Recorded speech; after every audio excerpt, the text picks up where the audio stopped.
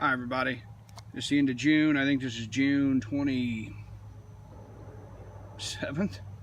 28th, sorry, I don't even know. Thursday the 8th, yeah. I want to do a Osage Orange update because I was asked about it today.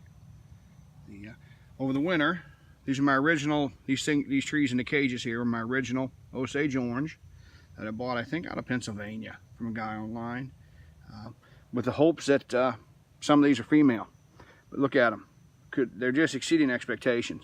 And all I've really done is water them. Nothing's been fertilized. And I apologize I haven't trimmed. Back here I trim at least once a month, maybe more. But it's been hot and I've been busy. But you see these others? I planted 25 more Osage Orange. See that? That's an Osage. They're all Osage in here. Planted 25 more, I think the first week of March. I ordered these Osage. You see the difference? That one's been in the ground a year. Well, last July, right? Yeah. And these have been planted in March, early March of this year. So July of June of 2017 versus now. But I couldn't be happier. That tree was $8 with shipping, with freight. This tree was 40 cents or 80 cents with free shipping from believe it or not, the Missouri Department of Conservation has a nursery down in Licking, Missouri. And who knew? I didn't know.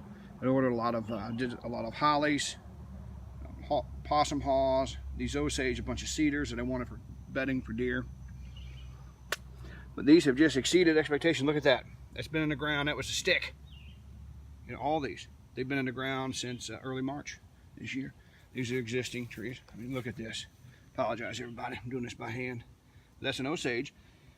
So there's 29 of them in this section here, and I want them to grow together like a hedge, and I'll show you why.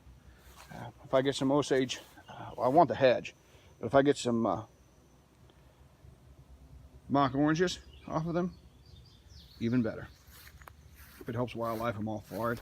Of course, there's one that's hard to see. Look at that. Good as it gets. Of course, that one was existing. It was in the cage. There's one behind it, and there's some few and more. Some of them, a couple of them have died. Some I trimmed with the damn trimmer. But that's what happens when you're back here and you let the brush get too high. See, there's another. Look at that. How good that looks. There's one in there dead. This is one from last year. Look at that. Look at that. It's doing good. Other than water these things, about all I've done. Good to be on their own. There's some more I need to trim. There's another, and another, and another.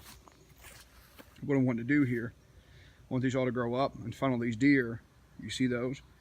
That's all AU buck chestnuts from Alabama. And these on this end, they're buck 2, 3, and 4 variety of trees. These trees were bred by the Auburn University for a quality nut drop quantity of nuts, chestnuts, and late. And these trees, those on the far end will drop early, you know, September. On this end, and here in Missouri, still to be told, but into December, they'll drop chestnuts. Can you imagine? You know what's going to be here in one of these trees? A tree stand. So, I want to funnel these deer with this Osage Orange thicket. You know, if they cross the open, they cross the open, but I think they're going to come in through my brush, through my woods back here, come up the creek and cross and then come out. And, you know, if I kill deer, it's just gravy. But we're going to eat chestnuts, and you know how much chestnuts are worth wholesale? Depending, you know, $8, $12 a pound. So, I don't know. If I sell some, I will. But this is really for wildlife and for me. There's 10 chestnuts back here. And then my Osage, which are doing good. You know, will I live long enough to get oranges? It could take 10 years. I mean, let's hope so. But at least for my kids in the future. And we'll pan back around up here on the hill. This is all apples up here. 40 trees right now.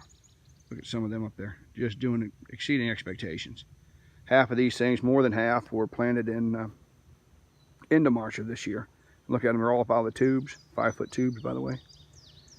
Really good. And then down here to the left, where that's open up there, it's going to be, I have another 40 some trees coming in November. And Just got to finish clearing some brush. You see it's all dead. I've killed it. I think I'm going to light it up. It should burn. So eventually I'm going to have a nice orchard here. I'm just trying to make this good for wildlife and bow hunting.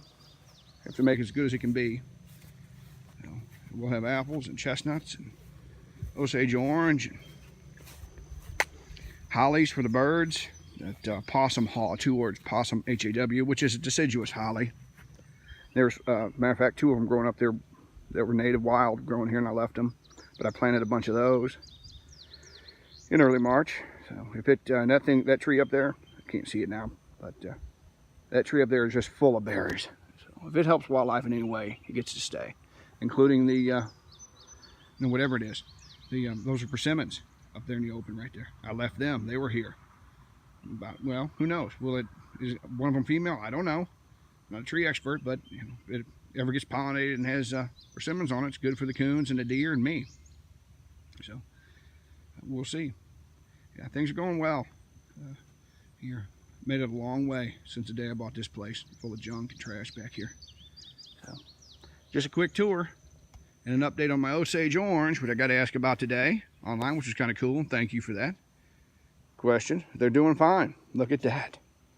So yeah. Dug a lot of holes here. I used to always bitch about it when I was a kid. My mom and dad, well, I've turned into them. You know, my mom planted everything that would grow in Missouri and a lot of things that wouldn't. You know who dug the holes? I did when I was a kid, and I always bitched. But now here I am. I'm doing the same thing and have to trim around them, but I'm not complaining because I dug the holes. I have one rule though. One rule in my place. It has to be perennial only. If it's not perennial, I'm not digging a hole. So it comes back every year and I don't have one. Yeah. So I just did, I won't walk you over there, but I just did some mimosa trees. Wrong time of year, but they were given to me. Somebody else dug them out of a ditch. I was given some mimosa trees, so hopefully they'll make it. They will. So, all right, everybody. Thank you all.